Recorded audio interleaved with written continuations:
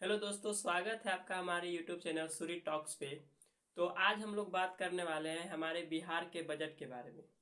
अभी कुछ दिन पहले ही हमारे बिहार के वित्त मंत्री विजय कुमार चौधरी जी ने बिहार का बजट पेश किया।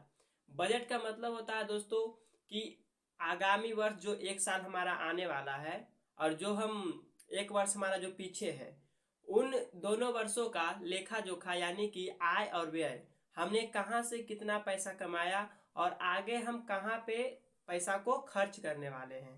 तो शुरू करते हैं दोस्तों। जैसे हमारा देश अपना बजट पेश करता है, वैसे ही हमारे देश के हर राज्य, जितने भी 28 राज्य हैं, सब एक एक करके अपना बजट पेश करते हैं। जैसे अभी कुछ हाल ही में राजस्थान ने भी अपना बजट पेश किया और उसके कुछ दिन बाद उत्तर प्रदेश ने अपना बजट पेश किया, और अभी 2 दिन पहले हमारे बिहार सरकार ने भी अपना बजट पेश किया।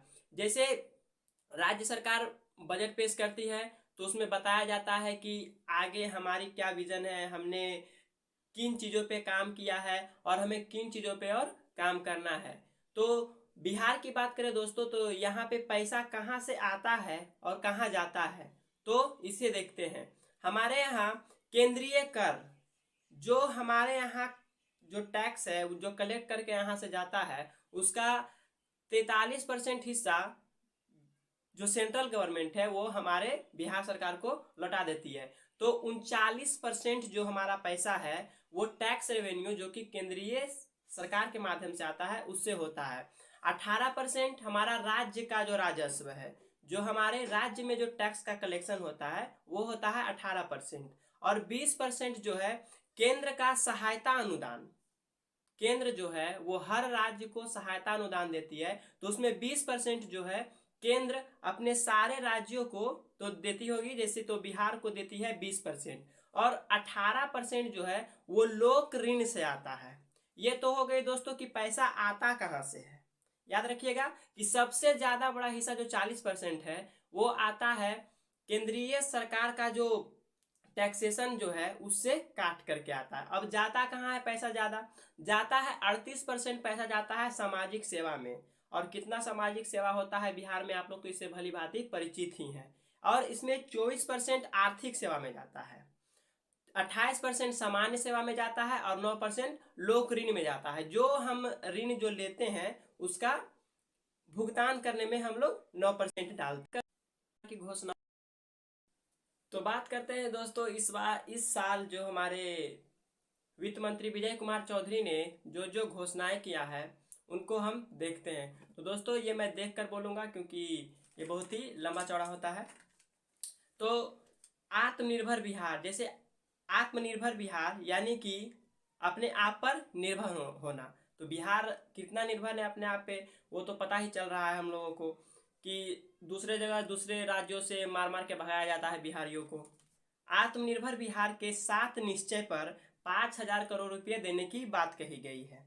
कृषि विभाग में 2781 करोड़, समाज कल्याण में 8,191 करोड़ देने की बात कही गई है। और स्वास्थ्य पे, जो कि हमारे यहाँ सबसे, स्वास्थ्य और शिक्षा किसी भी जगह का अच्छा होगा वो बहुत आगे जाएगा। तो स्वास्थ्य पे भी हमारे यहाँ जो इस बार का आवंटन है वो 71,000 करोड़ का है। और हायर एजुकेशन के लिए, महिलाओं के हायर एजुकेशन के लिए 6 लाख महिलाओं के लिए 600 करोड़ रुपए का प्रावधान किया गया है। सोलर लाइट के लिए 392 करोड़ का प्रावधान किया गया है। तथा लखीसराय के कजरा में और भागलपुर के पीरपैती में सोलर ऊर्जा परियोजना लगाया जाएगा। ध्यान रखिएगा, लखीसराय का कजरा में और भागलपुर का पीरपैती में।